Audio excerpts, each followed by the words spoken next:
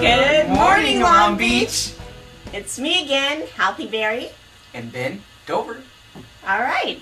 It's Thursday. Wow, this week is just moving along, isn't it, Ben? It's going by quick. Yeah. You know, it's the best time I've ever had. So why are we dressed like this today? You know what? I just forgot to do my laundry. I don't know about you. Today is the Hill Challenge, all right? 3:30. Meet in the lobby and join us for the Hill Challenge. And you can hang out with Ben in his tank top. Yeah. And next we have our very own Tanisha Tipton on special assignment and animal care services. Tanisha?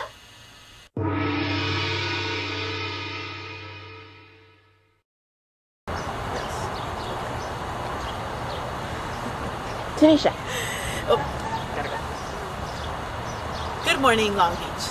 I'm Tanisha Tipton here, bringing you the tip of the day, and I'm also going to have a special interview with Animal Care Services. I am Tanisha Tipton here with Animal Care Services Manager John Keisler. John Keisler. Alin Moon, I'm a registered veterinary technician. My name is Michelle Quigley, and I'm the Chief of Operations here at Animal Care Services. How did you prepare for this position? Well, my academic background, I actually did a Bachelor's of Philosophy and a Bachelor's of Religion at St. Olaf College in Northfield University, Minnesota. I have an associate's degree in liberal arts, which helps with the communication and speaking and writing and mathematical skills. And then I did attend Cal Poly Pomona in their pre-vet program. First I went to the School of Hard Knocks, the United States Marine Corps. I learned how to multitask and take on some tough assignments, but actually I put myself through school not too long ago, and I have a Bachelor of Science degree in Criminal Justice Administration. And then lots of certifications in the animal welfare and animal care industry. When I finished college, I served in a program called Teach for America. So I taught for 3 years in Newark, New Jersey, in the inner city environment, where I decided that I wanted to become a city manager. And so I came back to Southern California to go to USC and study public administration. And from there, once I graduated and finished my graduate degree, I started with the City of Long Beach with the Management Assistant Program. So it's been about 5 years with the City of Long Beach so far. Wow, all that in one breath. Yep. What do your day-to-day activities include? My role here as general manager is really to make sure that our frontline staff who are actually on the field playing the game every single day have the tools that they need.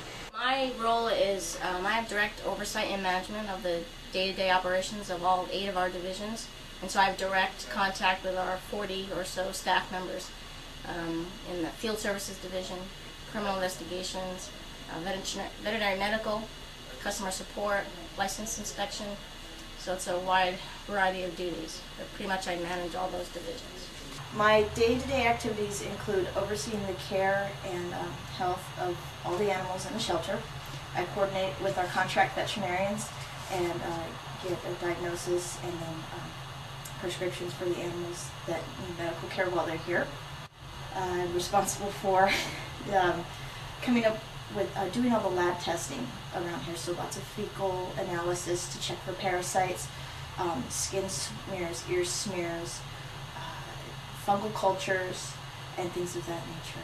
So we liken it to a baseball game where our field officers, our animal control officers, our animal care attendants, they're actually in the game, playing the game, hitting the balls, fielding the balls, whereas the general manager is more dealing with making sure that the stadium is in good condition, making sure that we make the right trades and get the right talent on the field. Also, when it comes to relationships with the other coaches and the other owners, the general manager is really critical because we have to think about the big picture, who we serve, what our fan base is, who our audience is, what our market is. I think the key is, when you're managing an organization, is that you consider your role. And you don't go down on the field and try and hit balls and get in the way. You really are trying to remove obstacles so that your team can win the game.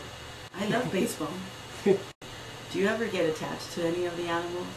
Yes, and the pictures on the shelves can show you. I take my work home with me, literally. So I won't tell you how many, but I have several dogs at home, and they all have a story. They're all from a rescue or a cruelty case, or they had issues where they would not make a suitable pet in someone else's household, but they made it into mine. I think we all do. You know, it's there's always those stories. We just last week adopted out. Well, he's actually going to his foster home, Harley, who was a paraplegic dachshund that came to us about 2 months ago. We were able to coordinate between a couple of private sector agencies and local residents to get a customized set of wheels built for this little dachshund Harley, and that's where he got his name Harley, because of his wheels. And so he was able to go out and walk around, and that also helps to rehab their legs when they come in with those sort of conditions. And I believe he was adopted to a veterinarian. Awesome. So yeah, he's one of our success stories. Very knowledgeable about Harley. We're the ones that advocated for his wheelchair, his wheels. I named him Harley.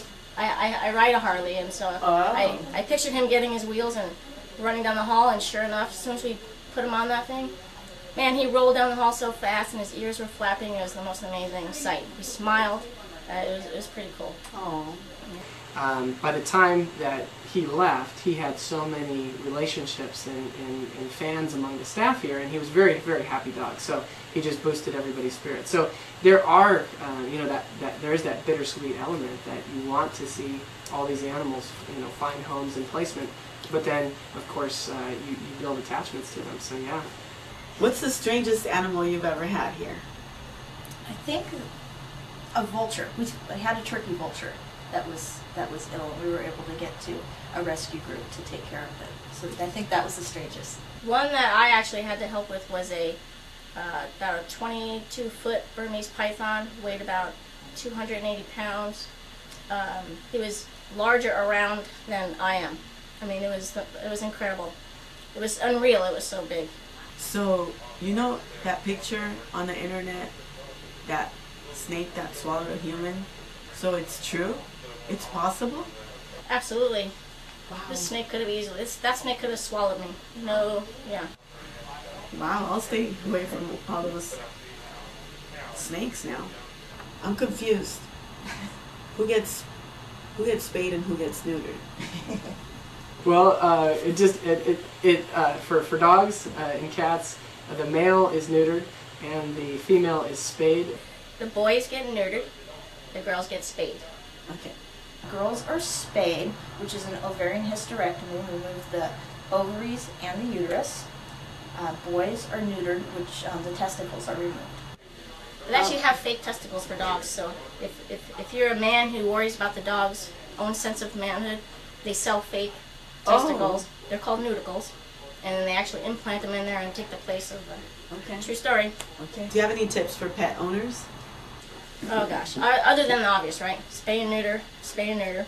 I cannot believe how many people don't spay and neuter their pets. I came from private practice. Everything was spayed and neutered, and here nothing is spayed and neutered. But make sure you always have either a license, some sort of identification, and a microchip. Tags fall off, collars come off, but the microchips stay implanted. So first and foremost, do that so that if your pet gets separated from you, ends up in a shelter environment, that we can quickly reunite. When you microchip your animals, make sure you register it to you and keep that information current. I have one more question. Can you please tell us who let the dogs out? That's an excellent question. Well, that's our job, is to find out, and then we're going to give them a citation, and we're going to make sure that they pay for all the fines and fees set by the city council. It wasn't me. Okay.